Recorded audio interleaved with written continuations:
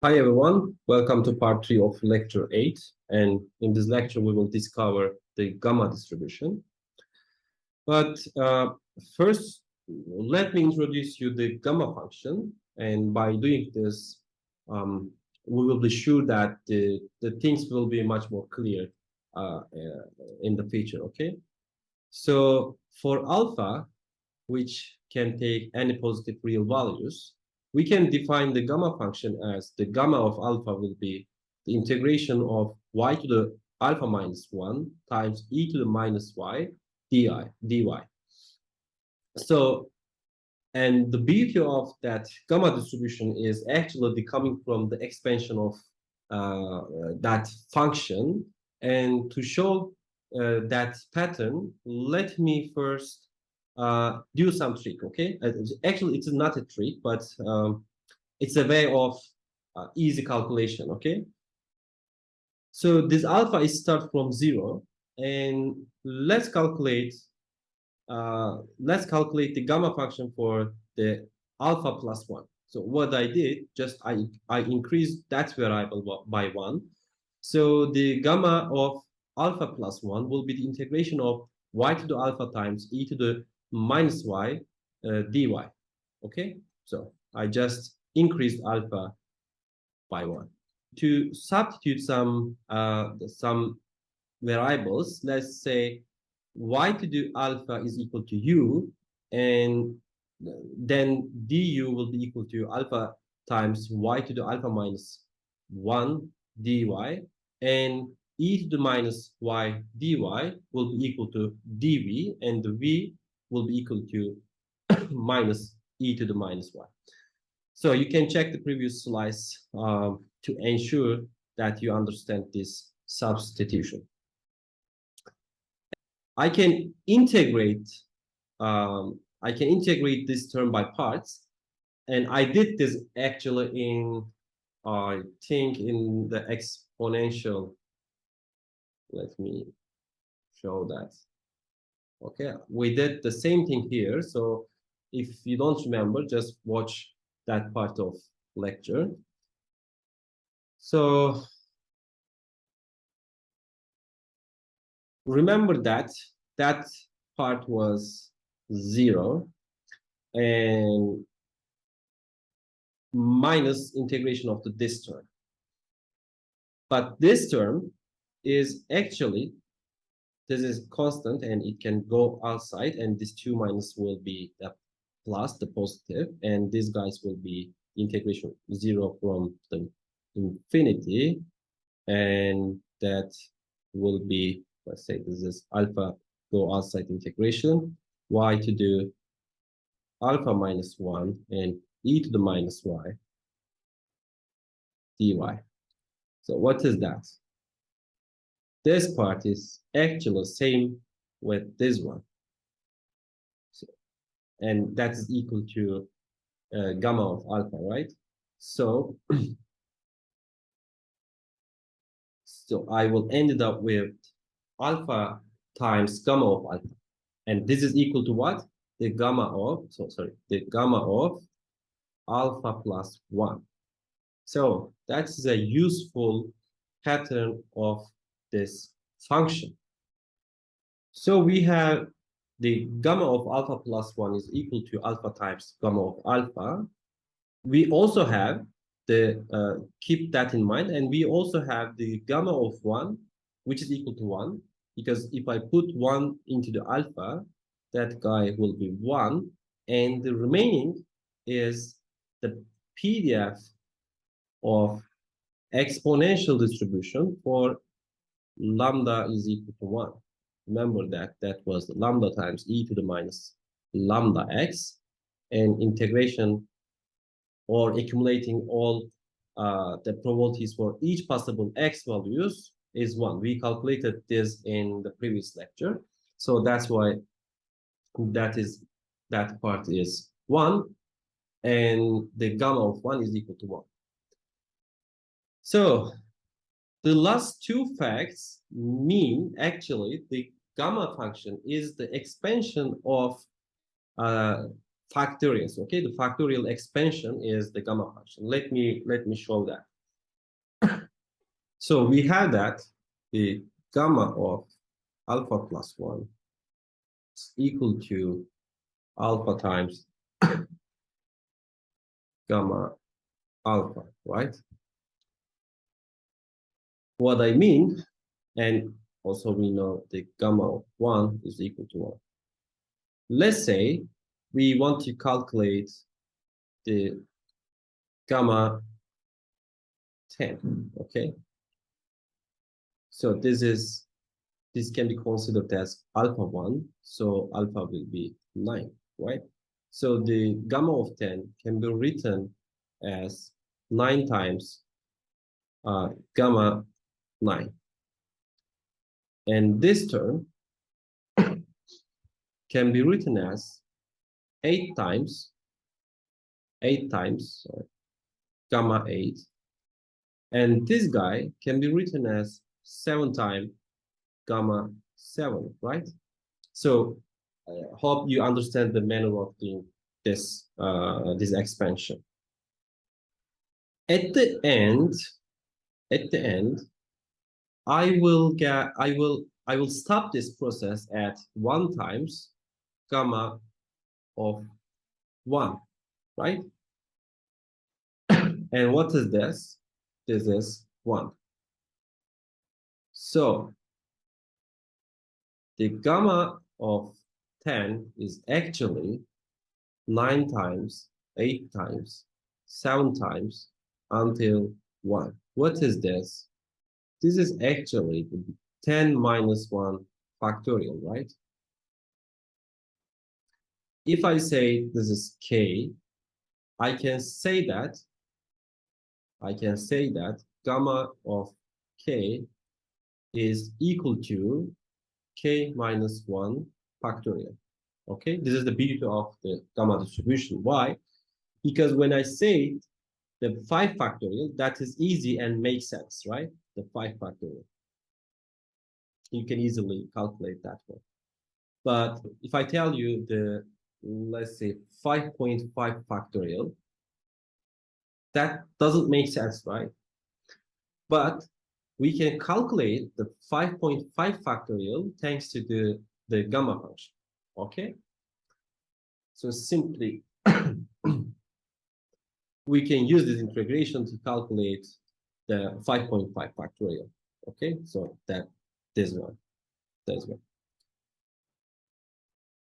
So the gamma function can be defined as an extension of the factorial function to non-negative real numbers, okay?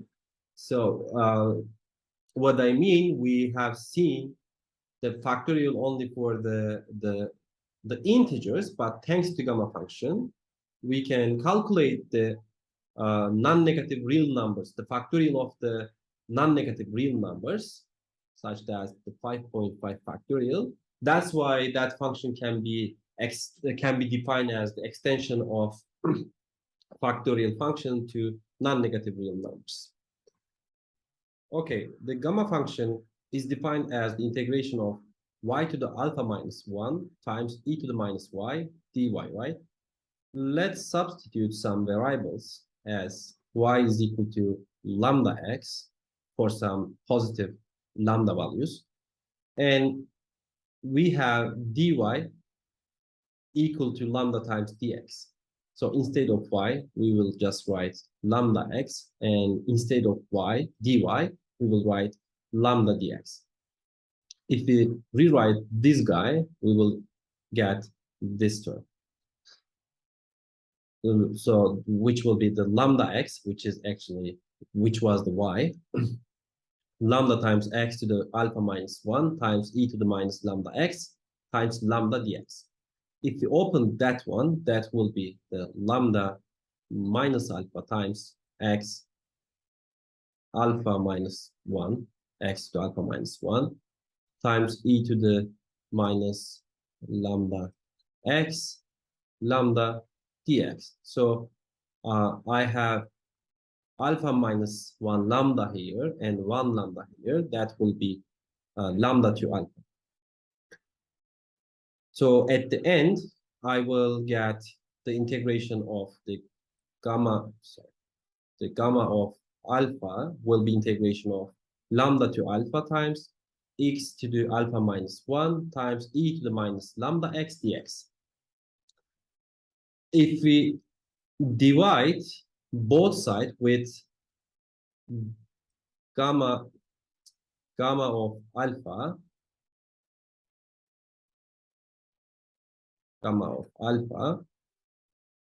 this guys, the left side of the equality will be 1, and the integration will be lambda to alpha divided by gamma of alpha times x to the alpha minus 1 times e to the minus lambda x dx. So this integral is equal to 1. What that reminds you? If you remember, a proper PDF should give us 1 for all possible x values, right? So same thing here. That's why we can say that a continuous random variable which can take the non-negative real values with the following PDF is called a gamma random variable. And the PDF is this. And we just proved that this PDF is proper because the integration of this PDF for all possible x values is 1. That's why that is a proper one. And this is that is called the gamma random variables, and the distribution is the gamma distribution, okay? For some positive constant lambda and alpha. That lambda is called the rate of the distribution, and that's why it's called the rate parameter. And sometimes the same PDF, that PDF is written in the terms of beta.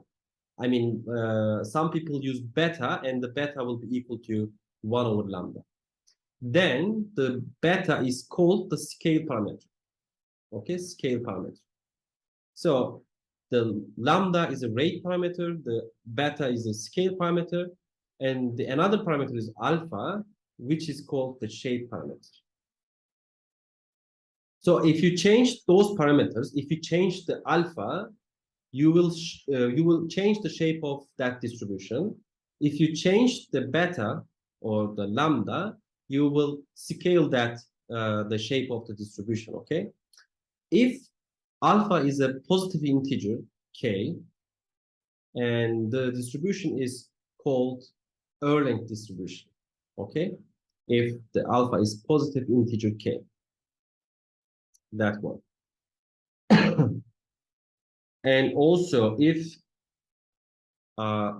alpha is 1, let's do that. If alpha is 1, what will happen? That will be lambda to 1 and gamma of 1 x to the 1 minus 1 times e to the minus lambda x. So this is 1, we just calculated. This is a 1. So we will end up with lambda times e to the minus lambda x. What is this? This is the PDF of exponential distribution. Okay? So if alpha is positive integer, okay, so in general case, in the gamma case, the alpha can take any kind of values, any kind of positive values. But if alpha is positive, if alpha is integer, that distribution is called the Erlang distribution. And if alpha is 1, that is equal to PDF of the exponential distribution. Okay.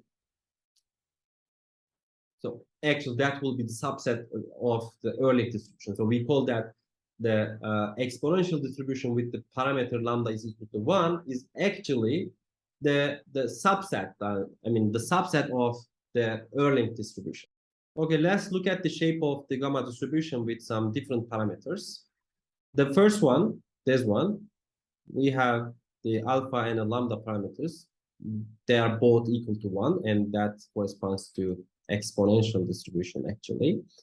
And the shape and the scales will change based on those parameters. But if you notice that these two guys, these two parameters is right skewed, right? So what I mean right skewed, let's say this is a symmetric distribution, and the right skewed will be something like that. Okay, so there will be some extra area here, so that is a right skew. In other words, the tail on the right side will be longer than the tail on the left side. So we can say that the gamma distribution is a right skewed one. Okay, you can just explore how these parameters change the shape of the gamma distribution. Okay, the CDF of the gamma distribution doesn't have a closed form formula. That's why we can safely skip that part. But still we can calculate the expected value of it. Okay, in general form, remember that we can calculate the expected value of x as x time corresponding PDF. Okay, so if x uniform, we will multiply each x with the PDF of the uniform. So in our case, the expected value of x is the integration of x time PDF of the gamma distribution dx. I can rewrite this guy because I have 1x here and alpha minus 1x here. So I can rewrite this as lambda to alpha divided by gamma of alpha times x to the alpha times e to the minus lambda x dx.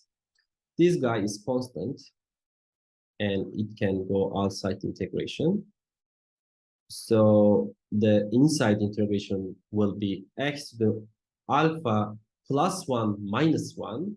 I did a trick here and I will show why we rewrite this part as this times e to the minus lambda x dx.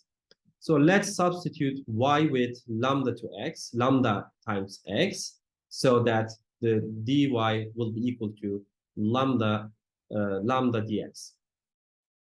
So instead of x is equal to y divided by lambda, and that will be y divided by lambda to the alpha plus 1 minus 1, and times e to the minus y times 1 over lambda dy. Okay, now we have this guy, and let me do some trick here. So how can I write these things? This guy, which is y to the alpha plus 1 minus 1 divided by lambda to alpha plus 1 minus 1 times e to the minus 1 minus e to the minus y times 1 over lambda and dy. So this 2 guy will have lambda to alpha plus 1, okay, and that is constant and it can go outside the outside integration, and these 2 guys will be lambda to alpha divided by gamma of alpha, which is coming from this part, and I have 1 over lambda to alpha plus 1, and the integration of y to the alpha plus 1 minus 1 times e to the minus y dy. So what is this part? Remember that the gamma of alpha is equal to the integration of y to the alpha minus 1 times e to the minus y and dy.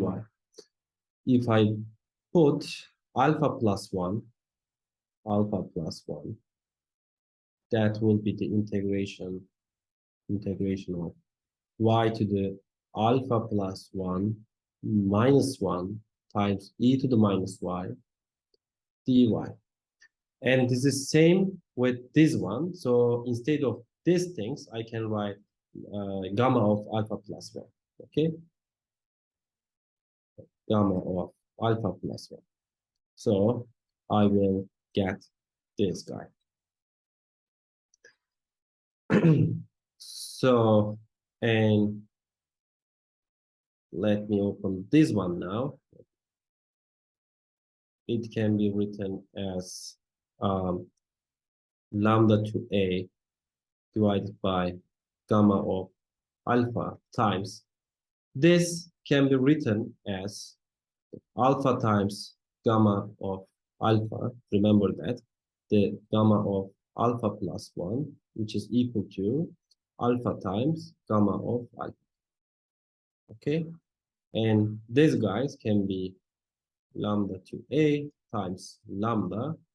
This will cancel each other. These guys will cancel each other, and I will end up with this one, alpha divided by lambda. Okay, so the expected value of the gamma distribution is the alpha divided by lambda. Remember that the expected value of the exponential distribution was 1 over lambda, right? So we can think the gamma distribution as the scale version of the exponential distribution. Okay, so we can also calculate the second moment that is required to calculate the variance of the distribution.